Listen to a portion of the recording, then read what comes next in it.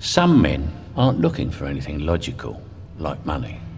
They can't be bought, bullied, reasoned, or negotiated with. Some men just want to watch the world burn. Welcome back to Thinking Critical. This is Wes.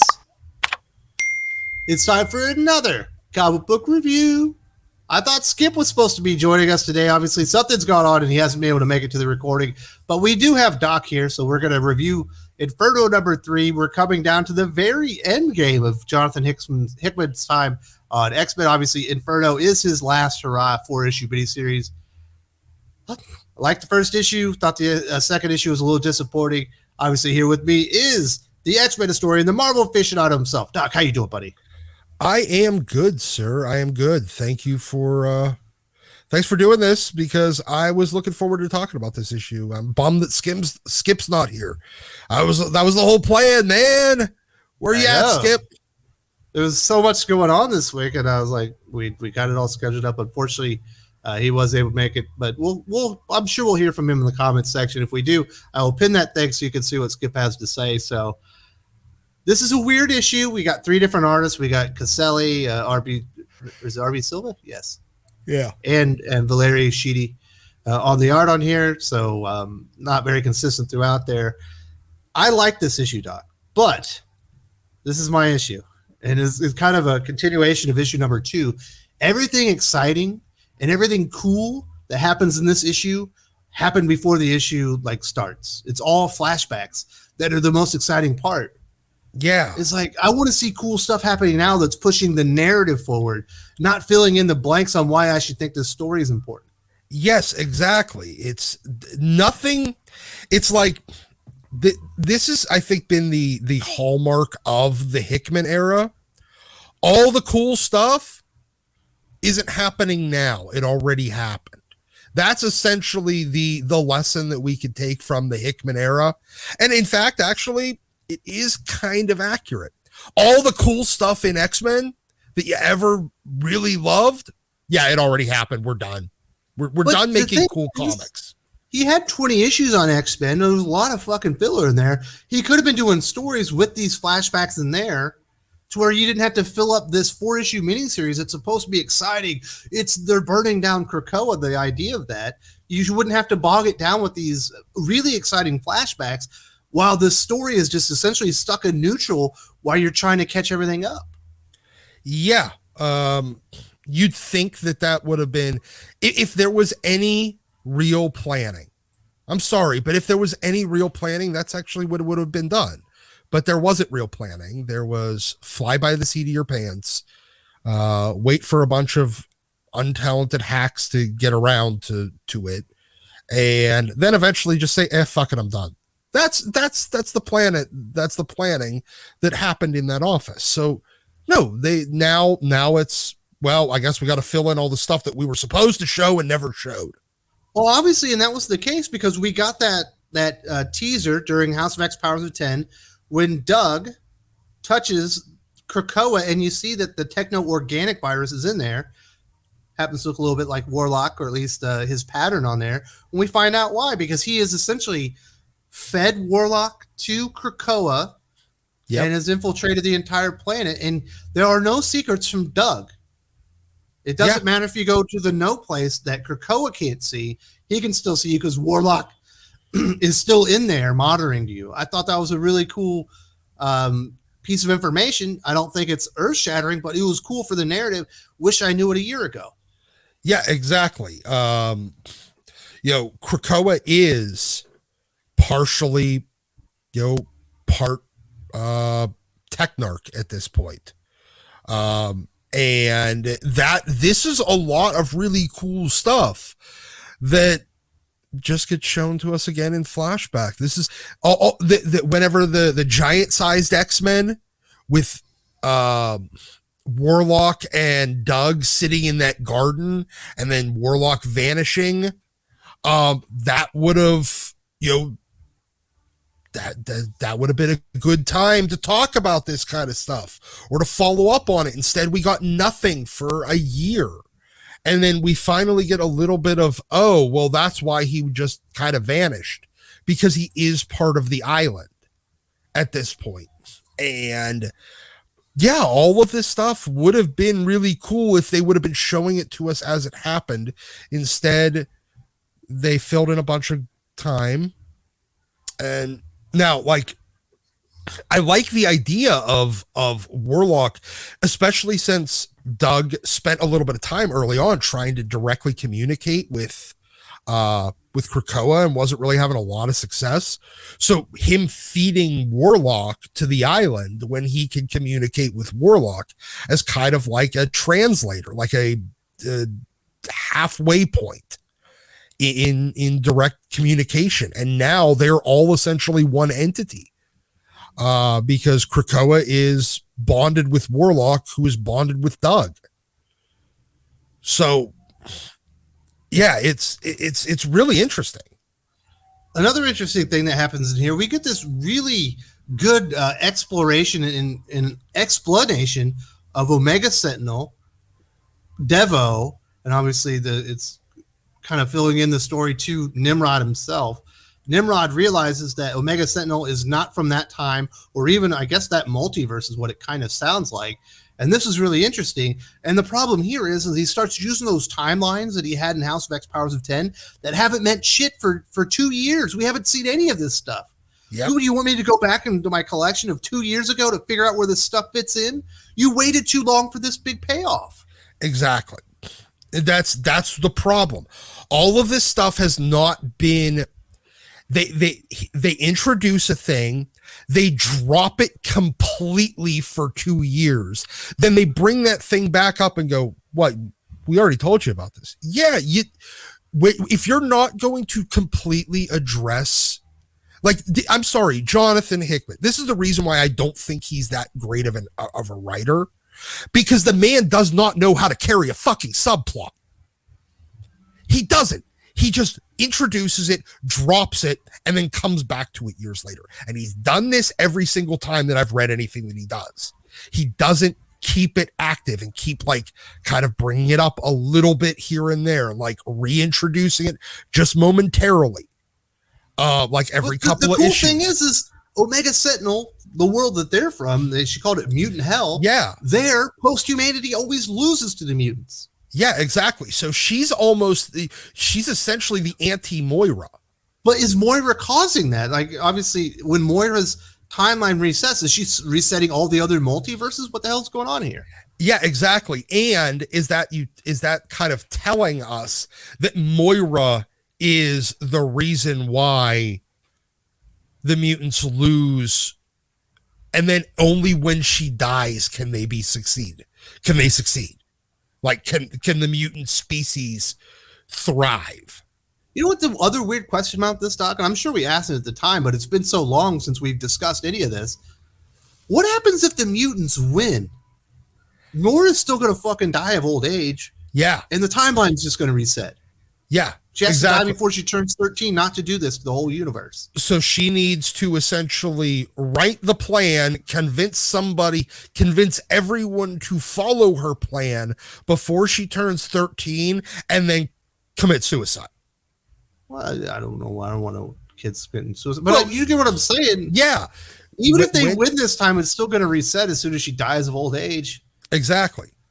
So that's the problem. So now they need to keep her alive, like that future with her and Wolverine on that space station. Wolverine's going to give her blood transfusions the rest of his life? Maybe. Or she becomes Phalanx. In which case then she doesn't die. They remove her brain and they just keep her brain alive. Yeah. Look, they could find a way, put her into cryostasis forever. Yeah, but they can't let her die if they win. They'll just reset it. All the way if it's in a million years, they'll reset the damn thing.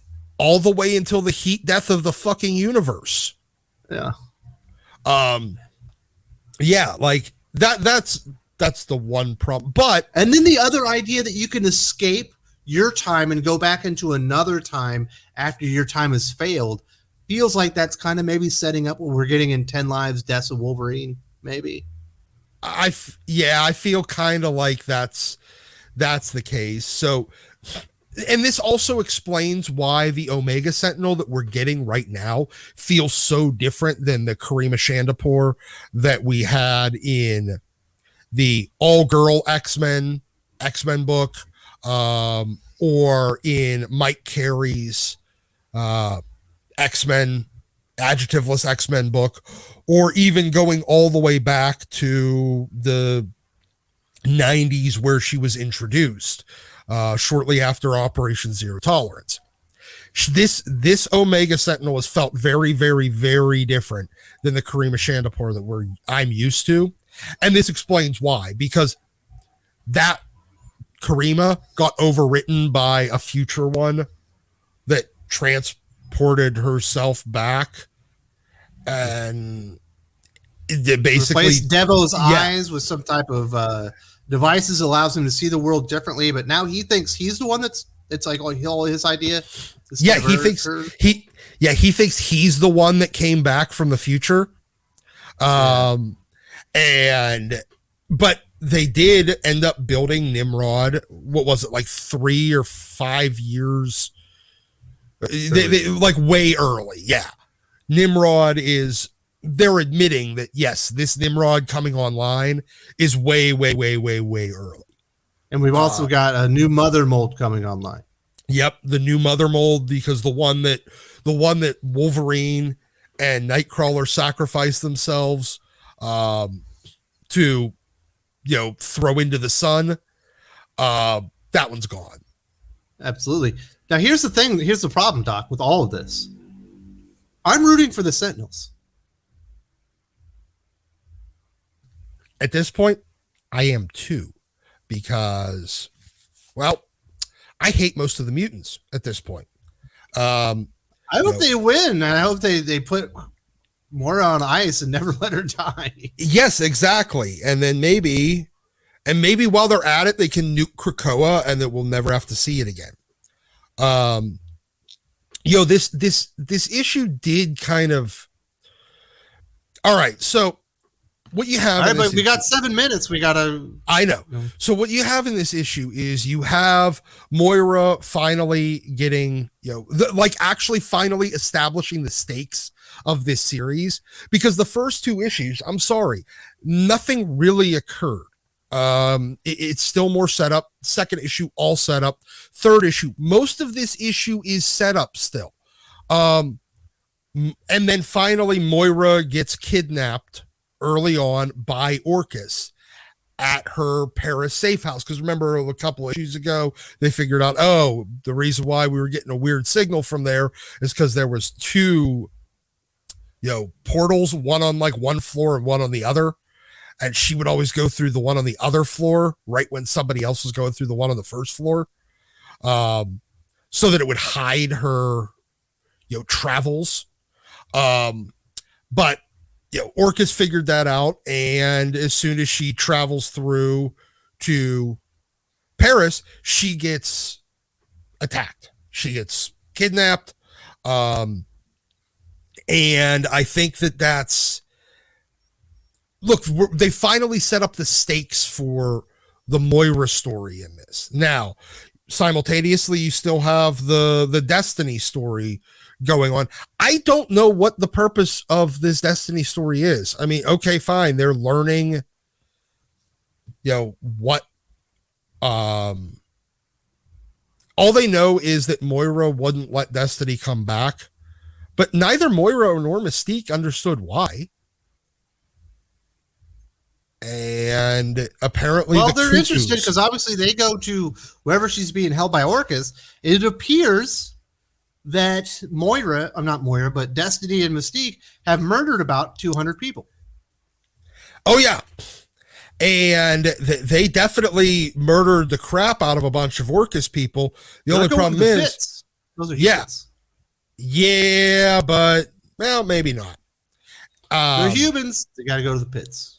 Yeah, but at the same time, Mystique and Destiny have essentially kidnapped Moira while simultaneously setting up Magneto and Xavier to get attacked by Orcus and a Nimrod and an Omega Sentinel. It is pretty good. I do love the fact that they cut Moira's arm off. So if Moira survives after this, she's going to have a robot arm. So that's kind of cool. Well, she's got to survive. If she doesn't, we got to we are rebooting the entire universe. I want Moira to die. I want Moira Moira to die tomorrow. They're going to do it all over again. No. That means they could do something different and make this go away. Because that means the Krakoan era ends. Marvel comics. That's a good point. They're just going to try it again. Jonathan Hickman did something different. And they ran it into the ground and ruined it in a matter of moments. And they're just going to keep doing what he did because it was successful most recently. That is a very good point. Fuck. It's what sucks about this. This is cool. This is all the stuff that we wanted. But you could tell he got thrown off target of what he was supposed to be doing, and he didn't have room to lay the seed or the groundwork for all these stories. So he's having to put them in the actual story as all this backfiller stuff. Yeah, and that's like, hey, look, all the cool story. That's what I'm getting at. Like all the cool we're story. We're getting into the Dominion and the Phalanx and all that stuff. And it turns out that there's like mutants that were able to destroy them and stuff. Yeah, exactly. And I'm sitting here going like, all this would have been so much fucking cooler if I actually saw it happen instead of just hearing about what,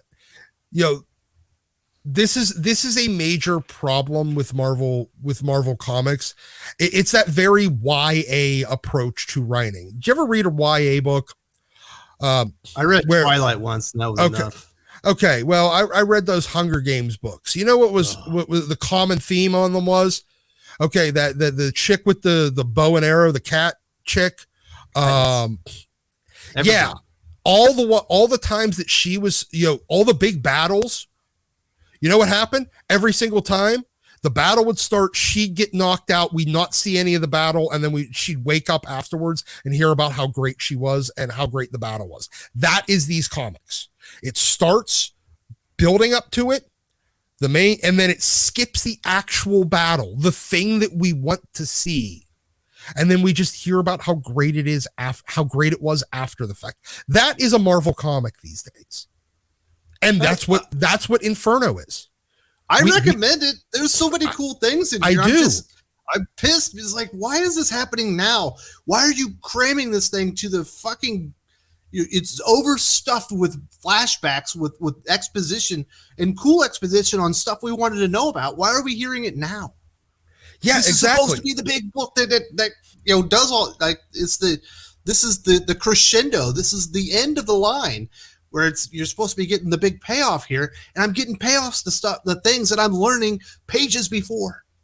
Yeah, like the Children of the Vault were going to be the I guess the emergency plan for humanity. But Apocalypse's original horsemen are the ones that take out the Children of the Vault. And that I want to know what the hell's up with the giant. Can you imagine we could, instead of Hellfire Gala, we could have had that. Children of the Vault versus the original Four Horsemen story. Yeah, exactly. Or instead of the contest of swords and a rock skipping contest, we could have had the horseman and a Rocco or a Rocco somehow in the vault, or the vault getting transported into a Rocco, and like all kinds of crazy hell breaking loose. Yeah, we got a dude humping a rock. Yeah, instead we got a guy playing a humping a rock and then doing like a Saturday Night Fever dance. What the fuck? It's a good comic. I'm still frustrated. But it is because it's, instead of actually the past few years getting to see all these cool scenes, we got a bunch of talking heads for the most part, a bunch of throwaway bullshit. And then we get to hear in this event book how cool it really could have been. That's the thing that pisses me off. It's this book is what could have been the X-Men, and we didn't get any of it. So, hey, fuck us, I guess.